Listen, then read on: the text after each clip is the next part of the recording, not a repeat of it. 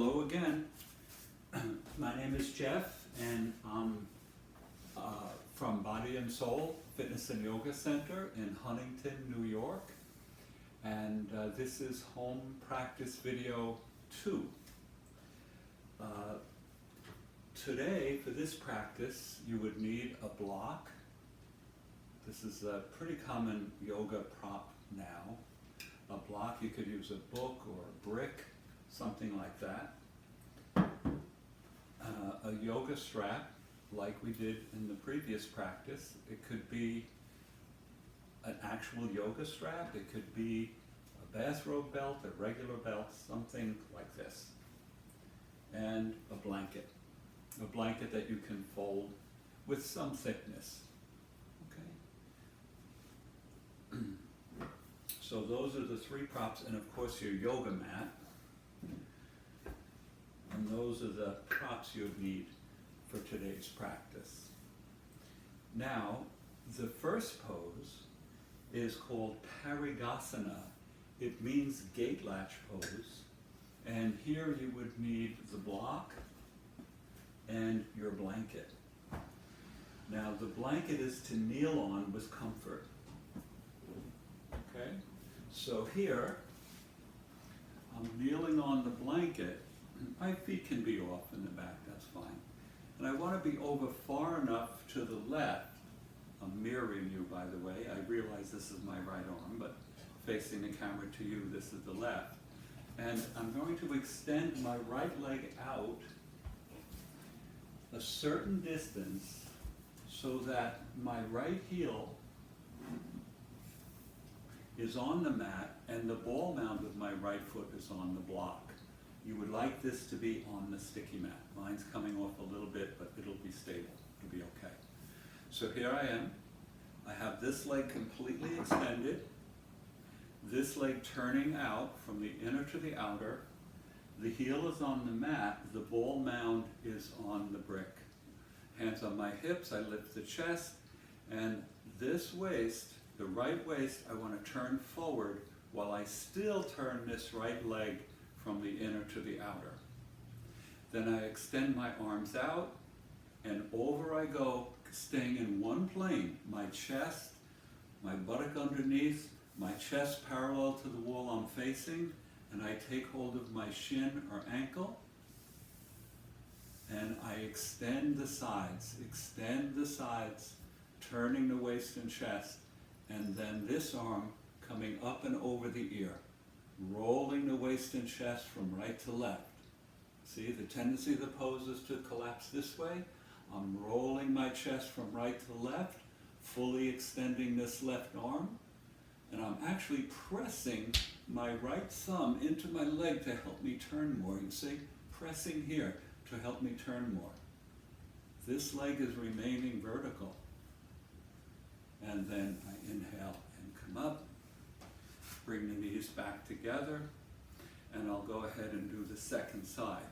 So I'm going to move way over here because of the position of the camera. This is unedited, by the way. I think that'll be evident in a little while. So here I am, kneeling, taking this leg out, my left heel in line with my right knee. I realize this is my right leg, but I'm mirroring you. Okay? So I'm kneeling here on my right leg, vertical. Left leg out, heel on the mat, ball mound on the brick. I'm turning my left waist forward as I turn my left leg from the inner to the outer. Lifting the chest, over I go. Now I go over to the left. I'm turning the waist and chest.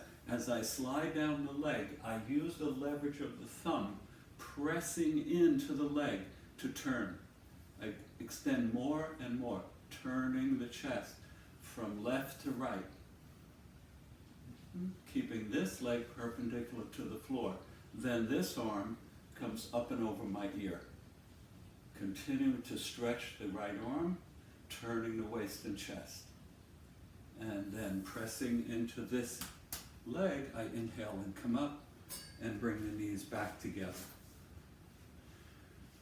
Parigasana, gate latch pose.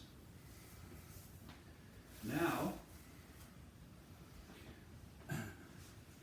we'll move the blanket,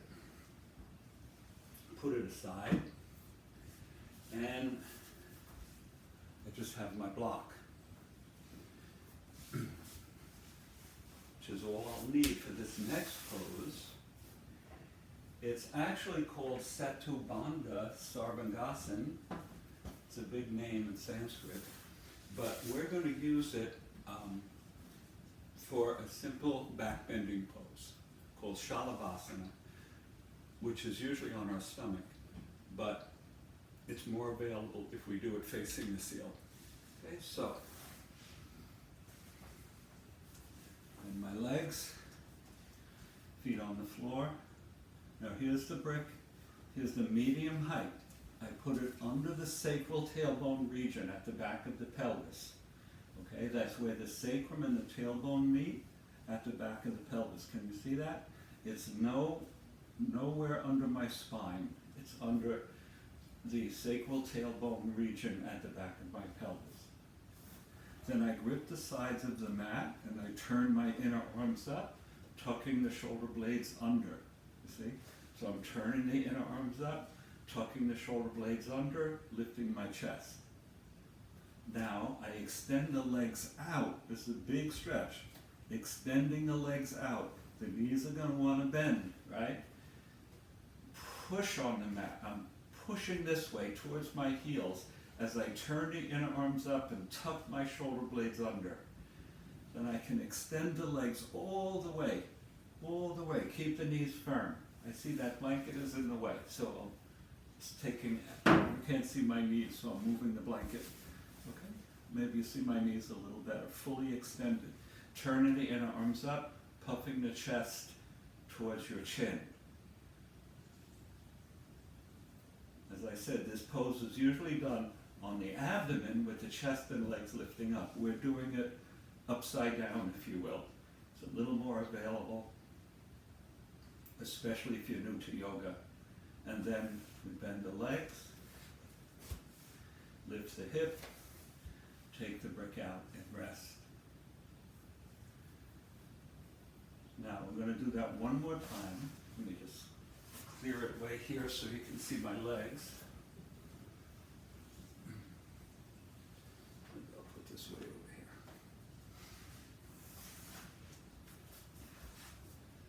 So I bend the legs, lift the hips. This goes under the sacral tailbone region, right? Not under the spine. Grip the sides of the mat, turn your inner arms up, tuck the shoulder blades under, rolling the shoulders down. See, and I puff my chest, you see? Then I extend the legs one at a time.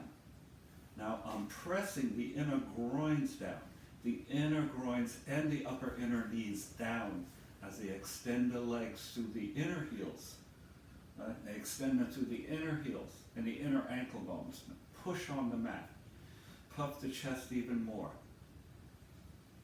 And hold this, reflect, feel the pose. Feel that opening in your spine, that opening in the abdominal region,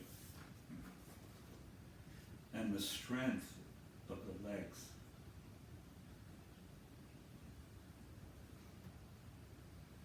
And then bend the legs, lift your hips, remove the block, and rest with your legs bent.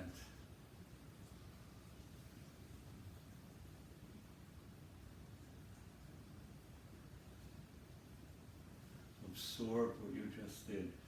Feel the pose.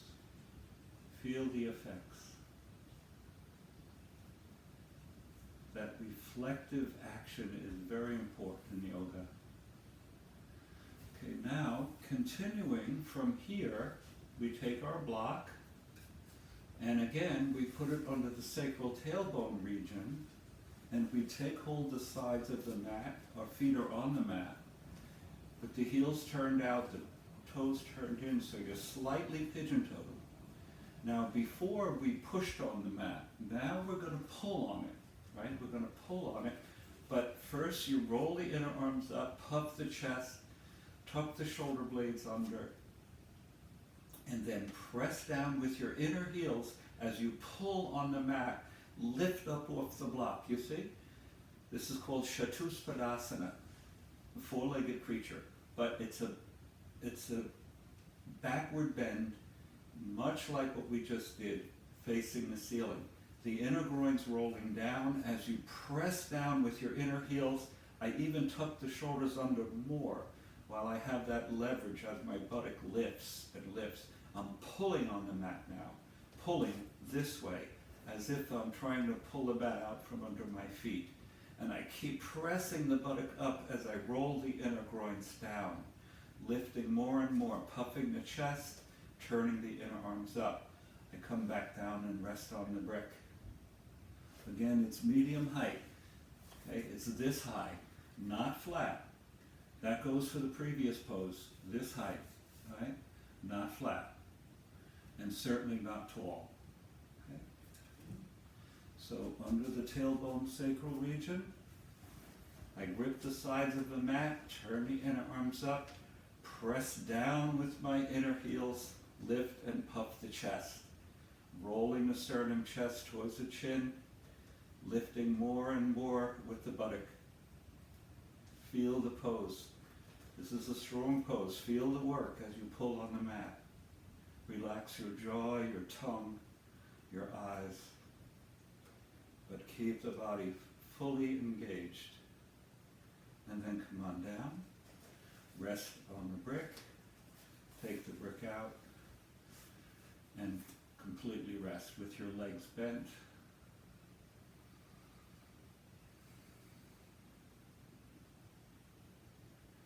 Reflection,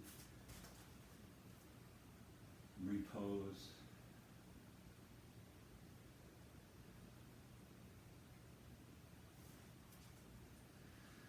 and then we'll roll to the side and slowly come up. Now, this practice is not meant for expectant moms, or expectant mothers-to-be, I should say, because of its intensity in certain positions are contraindicated for pregnancy. But we will, the next video that we release will be suitable and safe for expectant mothers.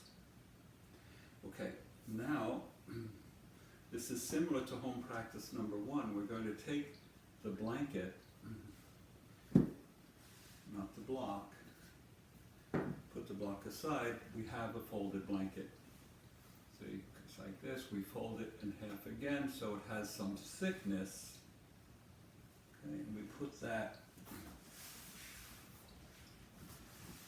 near the edge of the mat, maybe in a little bit.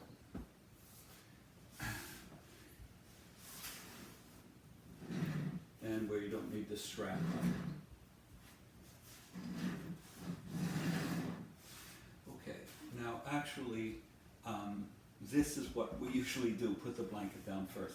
That's not what we want. We accidentally do that, or we do that out of habit, or I do.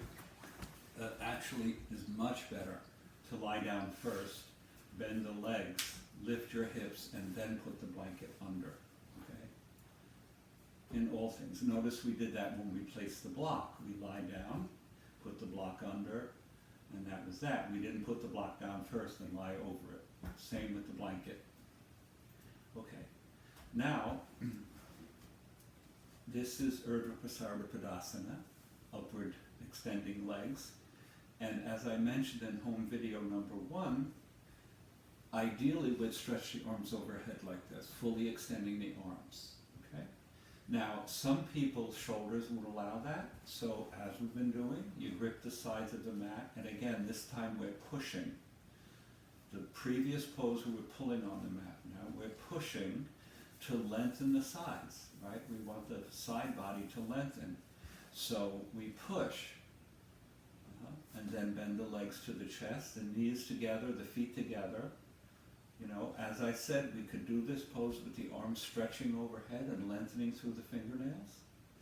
Can be done either way. This would be ideal, but if the shoulders aren't allowing that, you push on the mat. Bend the knees to your chest, extend the legs straight up. You see how I firm the knees and lengthen through the inner heels, the big toe mounds? And the backs of the knees are completely open as I extend the legs and extend the side body. Feel the pose. You hear my voice, it's not doing this.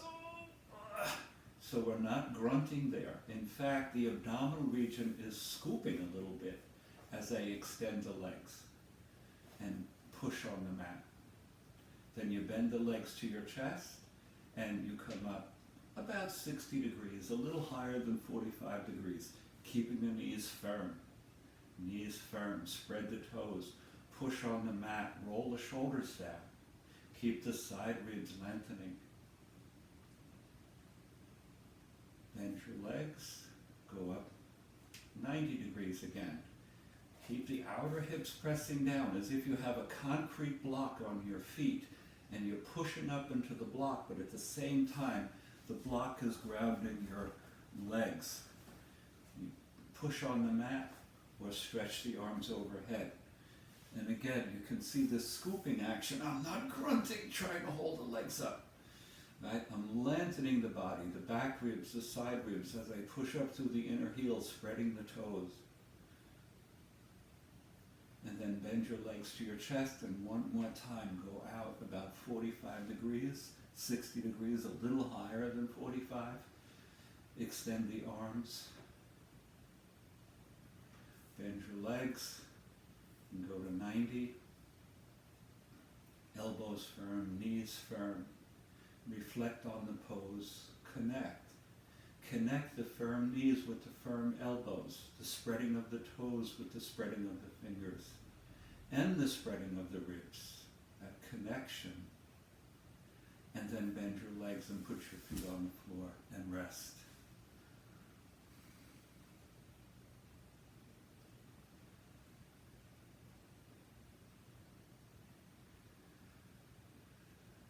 Feel that good work. Repose. All right, now lift your hips. We'll take this blanket out and rest. Extend the legs out and rest. Again, repose, reflect.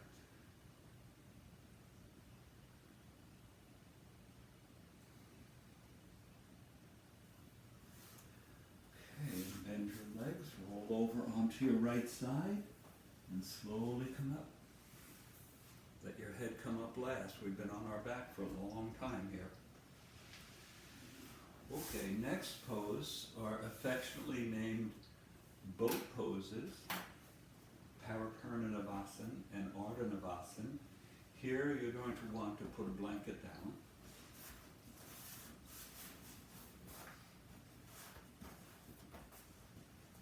To sit on.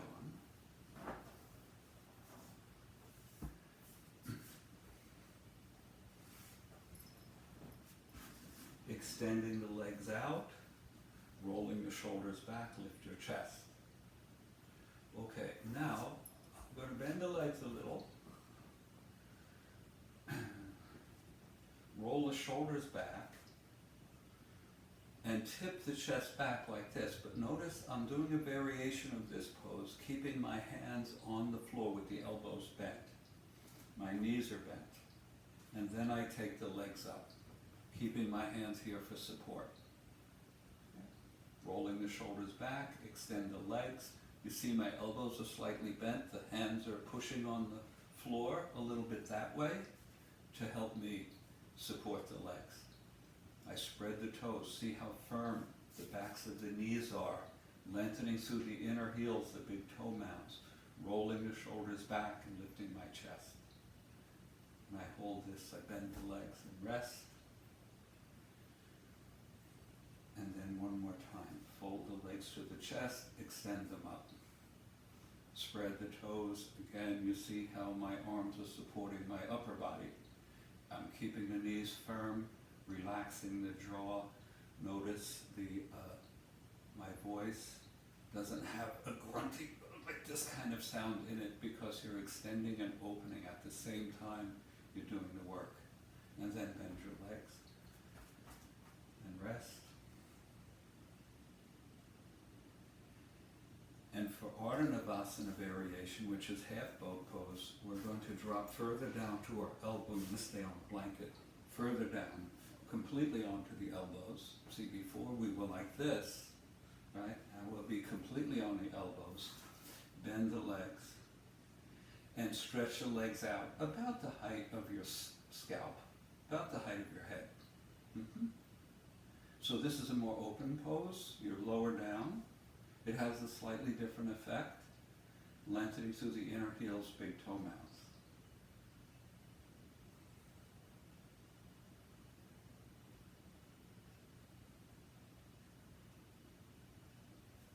And then bend your legs, put your feet on the floor, and sit back up. And then one more time.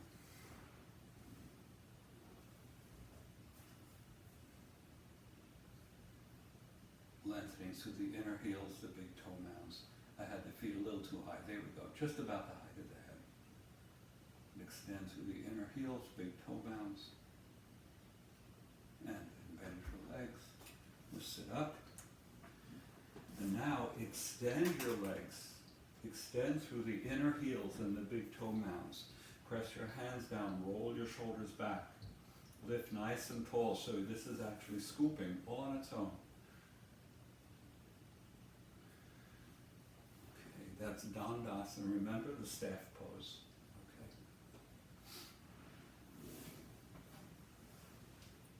Okay. Now taking the blanket out, I think this is a good position for the mat to see this pose called Jatra Parvatanasana, also known as stomach turning pose. I lie back, extending my arms out to my sides in line with the shoulders. I bend the legs, take the knees to the chest, spread the toes. Keep extending the arms. Press down with your arms as you roll your knees and legs to the right, just below the right elbow. Turn your waist and chest to the left, right? And you see the feet don't touch the floor, the knees don't touch the floor. Shins parallel to the floor. Inhale, come up, and we go to the other side. Same idea, knees and feet together. Keep the knees a little bit below the left elbow, but press down with your arms. So the waist and chest are turning this way as the legs go that way. So it's a twist, a supine twist. And then inhale, come up, put the feet on the floor, and again, rest, repose, reflect. Feel the effects of the pose.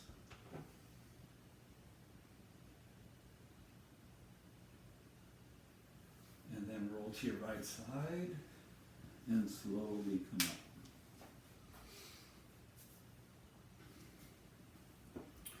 Okay, now let your head come up there. So there's probably no reason for you to turn your mat like I'm going to turn. You can go right into Shavasana from here, but I'm turning my mat so you can see some of the finer points in the alignment in this pose, Shavasana. Okay? It's really not kind of just flopping on the back. Let me get my glasses to see if my feet are going to be in the picture. They are. I'll have to go further back. Okay. Well, a little bit further back, maybe. There we go. You can see my feet, I think. Okay, now, The best way to come into to Shavasana is from staff pose, that seated staff pose. But roll the buttock flesh towards your heels, not the other way, towards your heels. And use your arms almost like you did in the boat poses. So you lie back slowly, drop into your elbows, and take a look that the center of your chest is in line with the inner knees and the inner heels. And then lie back, vertebra by vertebra, very easily, with a rounded spine, right? You lie back like this. I'll show that again. See how my chest is like this? That way all the vertebrae, one by one, get to lengthen out on the floor. And let the head rest, the arms out to the sides, not too far, not too close. Somewhere in here where you feel your shoulders released, and then let go of your legs. Let the feet roll out. I don't know if you can see my feet, but let them roll out like this and completely rest.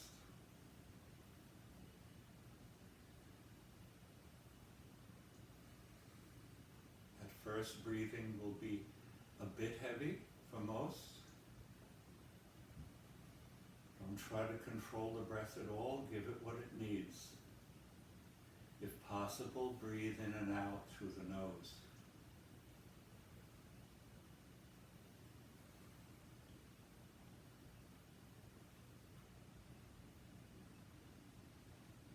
Releasing the body, watching the breath.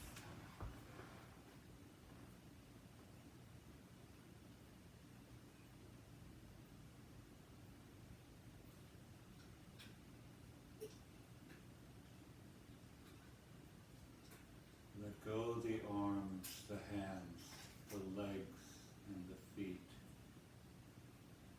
Let go. Let go behind your eyes, the eye sockets. Release the jaw, the tongue. Let go the skin on the sides of the face and the sides of the neck. Let go the skin on your palms and on the soles of your feet.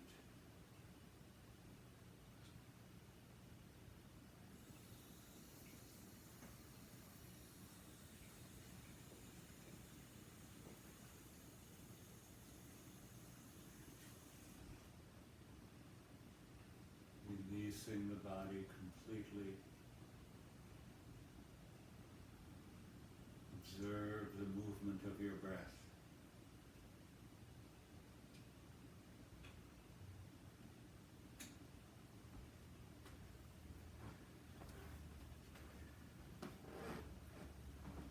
It's important not to control the breath.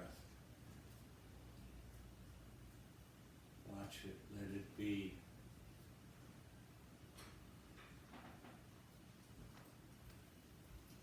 Now we begin to breathe deeper, fuller, as we slowly open the eyes. Move your fingers and your toes, bend your legs, and roll over onto your right side. Be heavy on your right side, close your eyes, and rest. Then roll a little more to the right. Push yourself up with your left hand. And then turn to face this way with your head releasing down, your chest lifting up. Inhale, lift your head and join your palms in front of your heart. Eyes still closed. Lift your heart and bow your head. Inhale, lift your head and gazing towards the floor.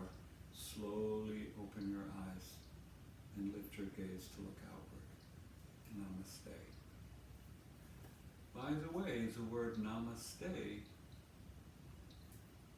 means I honor the light in you. That's a good definition for it. It's pretty accurate. The full definition is kind of long. We'll go over that maybe next time. But I honor the light in you. Namaste.